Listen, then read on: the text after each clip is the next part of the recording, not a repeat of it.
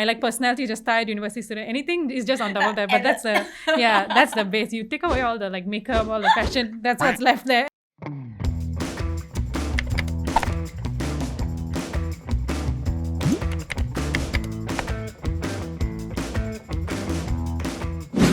Hi guys, welcome to another episode of Ask ZULA, and today's guest is very special because she made history to a certain extent, right? As the first Singaporean to make it to the semi-finals of an international beauty pageant, aka Miss Universe, in 34 years, which is like, wow, it was news to me last year, and I was like, damn, who is this person? And you're only 21. This year? Last year. So 22 this year, 21 last year. I was like, oh my god, what was I doing at 21 years old? Nothing, okay? And then I thought, why not, as it always happens with Singaporeans who make international waters and the news, and everybody's like, oh my god, who is this person? So I thought I'll take a chance to reach out to you to interview you. But to get to know you more on a personal level rather than like Miss Singapore Universe. Please welcome our guest, Nandita. Hello. You can introduce yourself to everyone. Hi everyone, my name is Nandita and I'm 21 years old. I'm Miss Universe Singapore 2021. Woohoo! You brought your oh yes, I did. Sash, right? Wait, I'm gonna ask. Thank you. You can wear also. No, it's okay. I don't want to be Miss Universe. It's very stressful, Come my way. Oh my god. Okay, we're gonna take it off after the shot. Wow, it's nice. I wore it over there. Then I got makeup on it. There's a spot somewhere. There's makeup on it. Yeah, where I dropped chocolate on it. Like I'm bad. Like it's really bad. You drop chocolate on it. Okay, it's fine. I can't really see it. I have to wash it by hand. It's so nice. Yeah. So they do a custom one like every year. Mm-hmm. So the year here changes every year. Yeah. But the design kind of stays the same. Okay. So just keep it, and then will you frame it up? My mom's like, I'm gonna make a huge frame. I'm gonna put your face in it. I'm gonna put this inside it. Like she has like plans. A shrine. Yeah. Okay. Like she wants to print out like a huge poster-sized picture of me and put in the house. And she's like, do you want one in your room? And I was like, who has a picture of themselves in their room, like a big one? So I was like, no, I'm not doing that. That's so funny. Okay. Wow, but it looks beautiful. We love this. Yes. Pose, everybody. Okay, pose for camera. Okay, yes. Miss Universe posing. What is the Miss Universe pose? Miss Universe pose. There's like you put your hands here and then you tilt like that, or fashion, but like no. Okay. Not really. Not my thing. Okay, I mean, it's fun to do it once in a while, but I'm just like that. Okay, nice. Okay, so you want to take it off? Yes. Okay, got it. Aside from being Miss Universe Singapore, what else do you do like in your free time? What are you doing on the side? Are you like studying? Are you working? Like what hobbies do you have? So I'm currently studying in SMU. So I'm a double degree student. I'm in my third year. Still have a year more to go. So that's what my main focus was up till now. But then like I got this opportunity, so I decided, you know what? After 2 years of the pandemic and we've been stuck at home, we've not been doing anything exciting. I was like, you know what? Let me just go for it and try something new. And I'm also a part-time model. I freelance because I used to be a dancer. I'm not so much of a dancer anymore, but I enjoy being on stage. I like, entertaining people and like showcasing without using my words. I can't act, but I can like use body language and stuff. So I was like, you know what, let me stick to modeling. So you mentioned you're still studying now. So you're studying at SMU, which is like, it's very funny because like when they win pageants or like in the international stage, you're like, who is this girl? Like what does she do for a living? And then you're like, oh, I'm just a student. And I think previously when I had a call with you, you're like, I'm just like, a tired university student. Yeah, that's what you said. I was like, wait. Okay. I was like, I just want to go to sleep. I have an assignment due tomorrow, but I have to go for this photo shoot. Oh my god, but it's fun. For me, it's like when I'm stressed about uni, I can go into this like modeling pageant world and kind of escape from it all. Yeah. And then when I'm stressed about all of that, like, posting on social media or like trying to be this like perfect person, then like, I go back to studies and be this like normal person that we always know. So I find it very like fun to kind of have these like two roles that I have to like balance. A bit of like a Miley Cyrus double life. Honestly, kind of situation going on. To get into that kind of life that you have right now, what made you want to start modeling actually? So when I was in JC, there was this like fashion CCA in my school, and they were looking for like volunteer models for this like fashion show they were having. So my friends were like, you should try. And I was like, no, I'm very shy, I don't want to do. But then I went for it just for the audition, and eventually I got in. I was like, oh my god, this is my moment to shine. I was such a diva when I got in, I swear. But like the next few days, my ego was so big. I was like, don't talk to me, I got into modeling, I love I was so extra, and looking back I was like, what was I thinking? Because it was just like a student-run fashion show. But when you're young, everything, like the first time you try something new, it seems like the most exciting thing ever. Once I went into it, I realized I liked it. I liked posing. I liked like showcasing things without having to use my words. Like, you know, the typical model face. So you have to do the model face, but you have to make slight adjustments to it. You have to look sexy, but you have to look sad. You have to look sexy, but you have to look like excited. And it's like, I don't know how that works. So it was a challenge, and I quite enjoyed myself doing it. So that's how I got into modeling. I think it was like my first year of university. My friend reached out to me. He had started a modeling agency here in Singapore, Misc Management. I decided like, why not go for it? Because I've always liked it, and I've read the saying somewhere that you should always have like different kinds of hobbies, one that keeps you happy, one that makes you money, and one that keeps you fit. So I thought like this hobby could be something that makes me money. So I decided to go for it. What are some like very memorable events or things you've done under, you know, being a model and stuff? One of the first shoots I did, which was super exciting for me, was with Vogue Singapore. And I had never even picked up a Vogue magazine before that, because I was like, this is not my, you know, like level.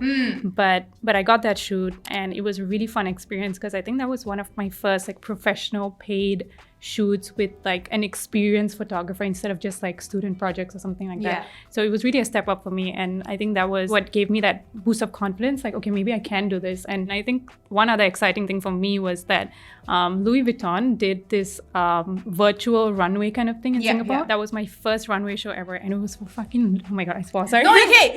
Wait, are you allowed to swear by your management, or like? I think I can. Like, I don't. You can swear. You don't need to censor yourself. It's okay. free swearing. Sorry. No, it's fine. So it was my first runway show ever, and I was like, it's fucking Louis Vuitton. Like, I couldn't believe it. Like, and like I said, like the modeling opportunities that I got were with such big brands. I never saw myself doing that.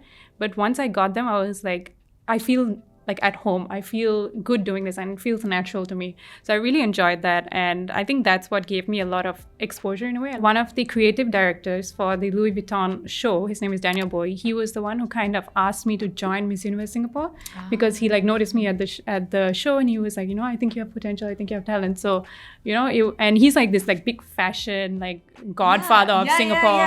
For him to be like, you know, you should join and like acknowledge me, I was like, oh my god, okay, maybe I got something going on. Yeah. Oh my god, imagine like getting to work for LV. I'm like, me, a short person, could never. But can. There's always nowadays the modeling industry is changing a lot. I mean, it's very slow, obviously, but it's changing a lot, where there's like models of different heights, of different body types, because like people are realizing that you can't just design clothes for one body type and expect everyone to be able to wear that. So maybe one day I will see you on the runway along with me. Little Miss Fashion over here. So now I will just be like behind the camera. I'll take the pictures. It's okay. I don't need to watch the runway. But let's talk about Miss Universe, which is the first pageant you've ever joined. Yeah. And what made you decide that you wanted to, you know, join this pageant? You mentioned in an interview that, you know, it wasn't something that you initially wanted to sign up for, right? With everything I do, I'm an overthinker, so I was very nervous to join, because, and especially for this, because you see these like pictures of beauty queens from like, you know, the past generations or even the past few years, and they always look so prim and proper and perfect. And I saw myself, the moment I got the text from my manager, like, hey, there's this thing called Miss Universe Singapore, do you want to join? And I looked in the mirror and I just saw like, you know, like after school faces, like, you know, messed up, my hair all like messed, and I was like, me? So I do hold myself back a lot sometimes, or at least before the pageant, it was something I wanted to change about myself. That I was always afraid to try something new, because I was scared about what other people would think. It wasn't even my own fear, but I wanted to have this perfectionist image that like, you know, everyone should think I'm perfect, or everyone should think I'm always successful. And I always wanted people to think that I'm this successful model, and I can also study, and like everything in my life is perfect. And I was worried that what if I try this and I don't do well? The only thing I can control is myself. So I decided to just like, I basically like forced myself, convinced myself out of this like overthinking hole that I was in. And decided, you know what, let me just go for it. Let me see what happens. When you signed up for Miss Universe Singapore, do you know how many people signed up? I think it was around more than 60. We're not sure, but only the top 8 were like selected to actually go through the final rounds of the competition. So the first stage was like, you fill in an application form where you write out about your experiences, why you think you should be Miss Universe Singapore, what you think you can bring to the organization, and what do you want to learn, what do you want to achieve, like where do you see yourself the next 5 years, these kind of questions that you kind of get in like a job interview or something. So it's kind of like that, and you also have to film this like introduction video of yourself. So speaking of pageants, right, there's a lot of like criticism towards beauty pageants. I think on the internet, people often say like, oh, it's just very superficial, there's no substance. Like girls in bikinis, girls who are pretty in bikinis, what's the point of having a beauty pageant, etc. Do you feel that that's still like the similar sentiment, you know, when you joined Miss Universe Singapore, or are there any changes that are like happening within the industry? So I completely understand like the misconceptions thing, because I was also having these like misconceptions before I joined. I was like, is this something that I actually want to do? Because is it just a, you know, pretty girl fashion show? Is there anything that I actually learned from this? But once I was actually in it and like actually participating in the pageant, that's when I realized that the confidence that it gives the girls in the pageant is something that I've never seen anywhere. You get to choose what you want to wear. You get to like perform in a way that you feel comfortable, and you don't have to wear things that you're not comfortable with. So for me, like, even though we had a swimsuit round, I wasn't comfortable wearing a bikini in front of the camera. So I was like, I asked them, hey, can I wear one piece instead? And they were like, sure. It's really about like empowering girls, or like finding girls who want to go to that next stage in life where they're like, I want to do something bigger. I want to, you know, make a name for myself. I want to help the community and stuff. Of course, that's the showy, like, fashion element of it. But if it was just a fashion show, it would be done in one day. Yeah. But the reason why it's so long and it takes a lot of preparation is because, like, you have to learn how to be confident. You have to learn how to be able to brand yourself. So that's something I learned from the pageant. And I think that kind of helped me, like, you know, deal with the misconceptions that, hey, it's not just a fashion show or something. I think when I was doing research for this, I went to go and like take a look at like the people who signed up and were participating in the 2021 Miss Universe Singapore. I could tell that it was definitely people who may or may not fit the conventional beauty standard, but they really increase the diversity. I think it's less so on looks, more so on like being the whole package, which is great because it also gives you know, people like a good impression of the event as well. The definition of beauty is changing, at least for Miss Universe Singapore as an organization. Coming from Singapore, there shouldn't be, and there isn't like one defined standard of beauty here, because we've got people from like all over the world. It's really hard to be like, hey, this is what beauty looks like. Then like, what about everyone else, right? It's not just about like physical beauty, but like inner beauty and like the personality the person has and like what they're trying to do for their community. Because a lot of the girls who were in the top 8, like they weren't like professional models or anything. I was, but like some of them were, like one of them was a tuition teacher, one of them was a swimmer, and one of them was a national football player. There's different ways you can be successful and different ways you can be this like wholesome and wholehearted person. So I think that's what the Singapore pageant is trying to push and like break this misconception. One of the unique things about the Singapore pageant as well is that we have these like pillars that kind of define what the pageant is about. For us, it's women empowerment, sustainability, and tech. Like in terms of technology, we had a virtual show this year instead of a physical one, because like obviously COVID, and it helps reduce the like amount of wastage we create, and like, you know, also is in line with sustainability. So we had this like virtual show. You can go online, you can watch it. You don't have to actually be present in order to experience the pageant. So these are kind of the pillars and kind of what defines the Miss Universe Singapore pageant. So when you were crowned Miss Singapore Universe, how did you feel at like that moment? I mean, there was definitely a lot of shock and like surprise and like happiness, but we had to actually pre-film all the reactions. We filmed everyone reacting as if they won Miss Universe Singapore. So they would, the team would stand in front of us and be like, now like so and so, you are Miss Universe Singapore. Then the person like, oh my God, thank you. Oh, I couldn't believe it. Like so that everyone, like all 8 girls had to film that like fake reaction for the show. The people who edited the video and my national director were the only people who knew who won. So no one else knew, and we had to watch the entire show along with like the audience, like whoever else was watching, to find out who won. So when I saw that, I literally reacted the same way I reacted on the video. And I was like, I'm acting natural, you know? Like the real reaction came out. I saw the video of you going, oh my God. I was like, then when she told me that it was not the real reaction, I was like, wait, what? You mean y'all weren't standing there when this happened? No, we were not. Oh my goodness. Okay. We were in a restaurant, we were eating dinner. Oh, you were in a restaurant? Yeah, we were in a restaurant, we were eating dinner. All of us were waiting, like, okay, faster, I just want to eat this thing. And then they say, I'm like, I can't even eat this now. Like, I'm in shock. So imagine at the restaurant, you just, oh my God. Then what? Everybody else everyone's like, what the hell going on? Yeah. So after you won Miss Universe Singapore, then that you progressed to going to the International Miss Universe, right? So this is a natural like process for most of the contestants. Yeah. Or So the winners. when you win the national pageant, then you represent your country at the International Miss Universe. But there's always a choice. It's not like forced. If you win the national one and you decide that, you know what, this is not for me, I I learned my lesson, or like I don't want to do this anymore, then you can always step back. And once I won, I started like stalking all the other girls who had won from the different countries to see like who is my competition and like, you know, try to figure out. And obviously when you see people on social media, it's different from who they are in real life. But I think it's really about embracing who you are as a person. Yeah. And I think people did like that when I was at Miss Universe, that I was a little bit different. Like I cut all my hair off, then I go there, I take videos of me eating food and like, you know, all the girls. Like the fact that you cut your hair short, right? And then you went for the international measurement. Was it deliberate or like just? So it was deliberate. It was kind of like a strategy move, because when you're at Miss Universe, everyone always assumes that we have this huge team of makeup artists helping us every day, you know, with all the photo shoots and stuff. But actually, we have to do our makeup ourselves. So even the makeup you saw on stage for the actual show and like me. You did it yourself? Yeah, so I had to do the base of it by myself. And they do help a little bit with like lashes and like things that are a bit hard. Yeah. But because there's like 80 girls there and like 10 makeup artists, there's no way that they can get through everyone. So you have to do most of it. I would say like 80% of it you have to do yourself. And then they will just help you with like a nice lip color that they have, or like a lashes or something. But the reason why we cut our hair off is because when we do makeup, we also have to do our own hair. And hair takes a lot of time. So we were like, you know, if we cut it off, we don't have to do anything for it. So, and I was like, I have like a month to prepare for this. There's no way I can learn to perfect my hair technique as well.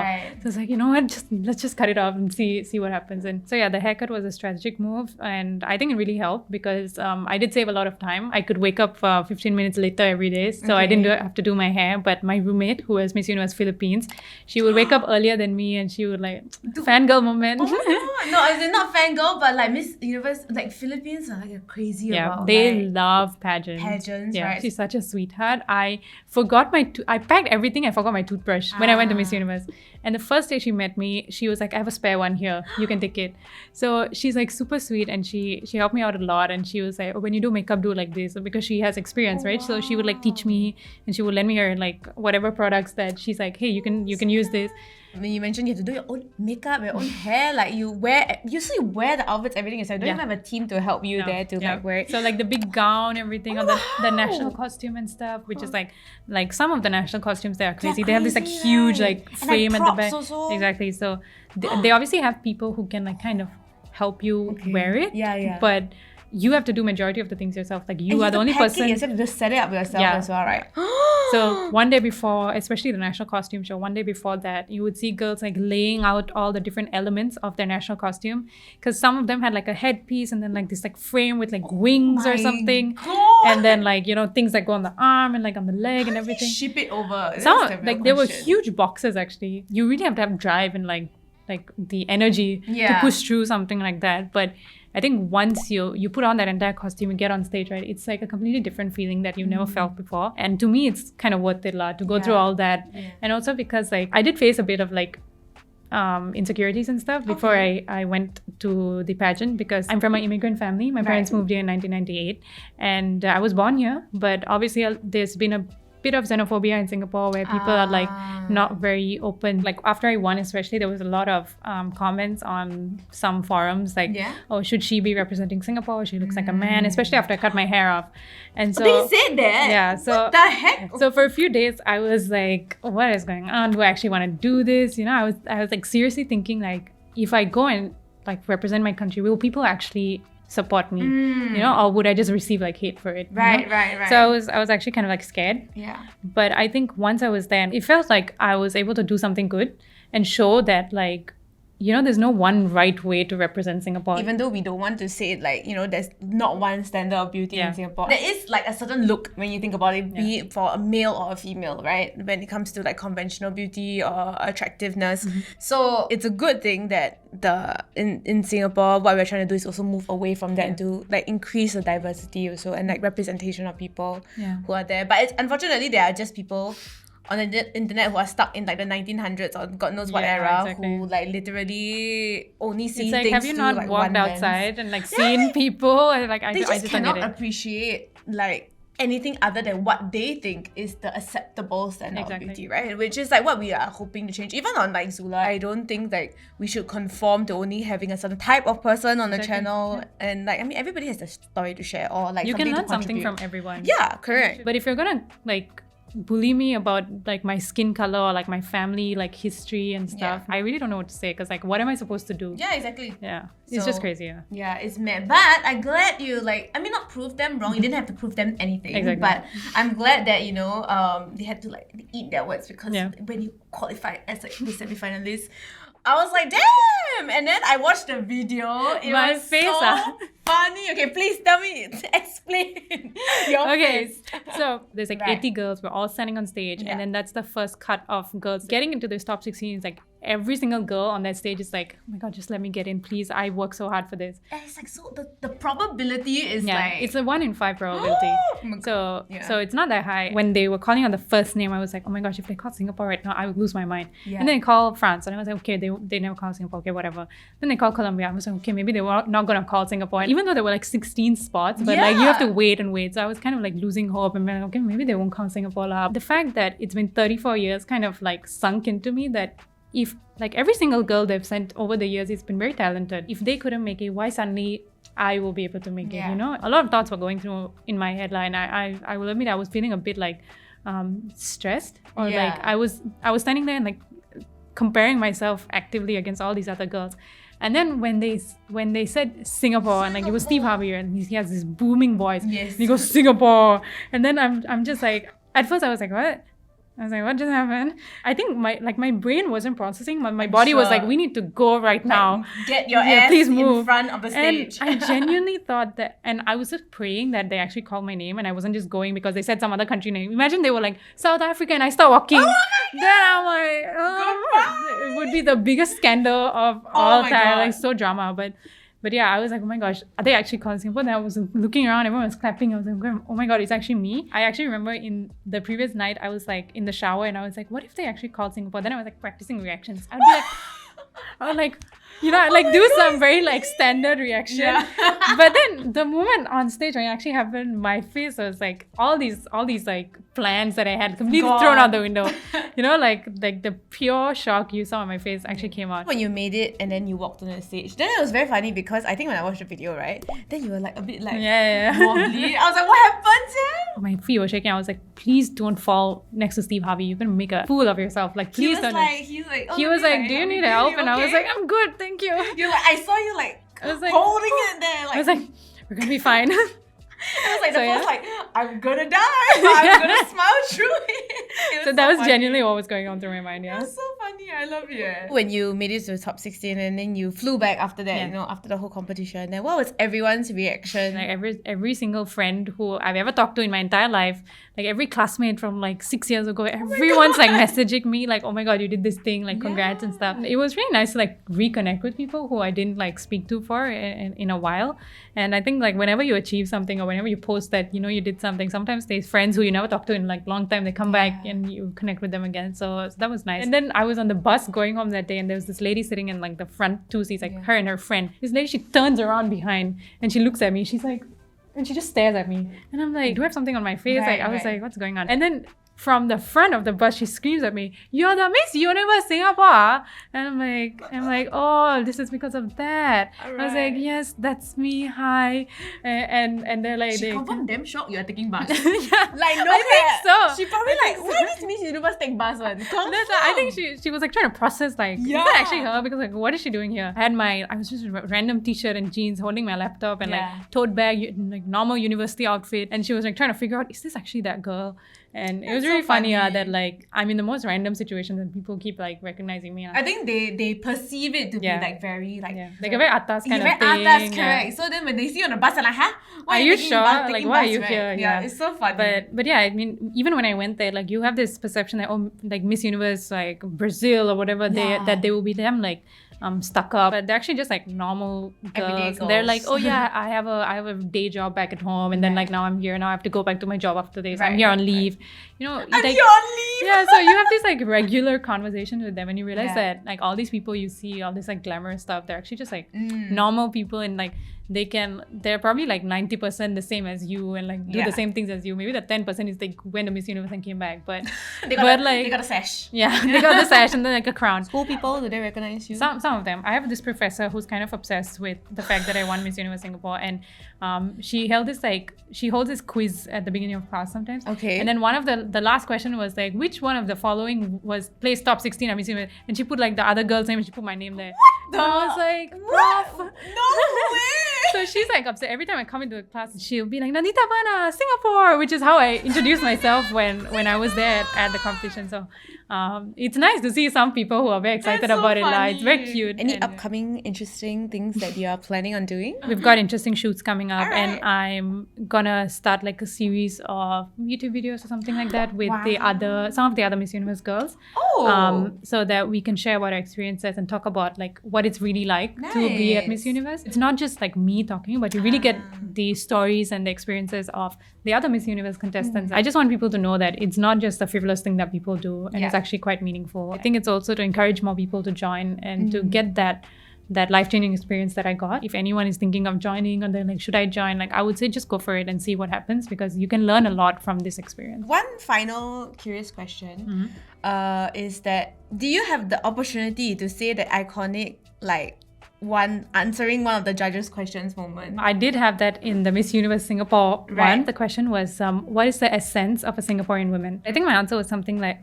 the essence of a Singaporean woman to me is someone who is open-minded and kind, because we do have a lot of diversity in Singapore, and it's always important to keep our minds open to accepting other people's opinions and views. And Singapore is also changing as well.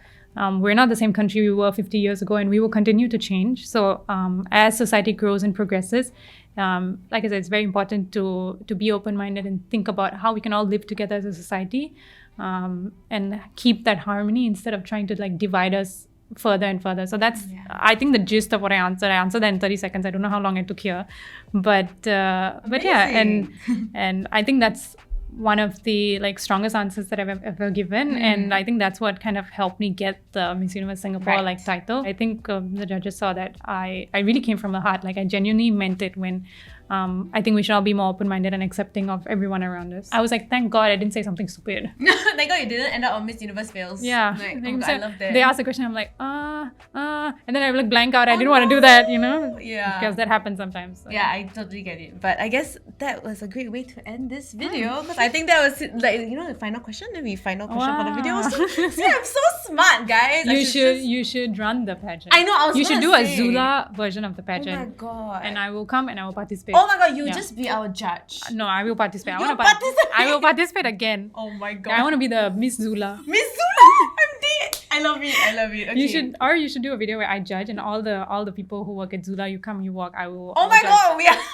You should do that. If you guys because I want to see video, you. I want to see you do it. Yeah. Oh my God, if you guys want to watch that video, you can leave in the comments down below. Maybe I get other people from TSL in the office to like join as well. Okay, I'll let you know. Okay, but with that said, thank you so much for coming down to share your story with us, as well as like everyone who is watching. I think the takeaways at the end, there's like many, but ultimately it's good to see that things are changing in this industry, and also how impactful this competition was for you. And not only that, it's like how you're also a very like tired university student at the heart of it, heart of it all. Vibes. We love. If you guys like this video, leave it in the comments down below. Tell us what you liked about it. Also, let us know who else you want us to interview on future episodes of Ask ZULA.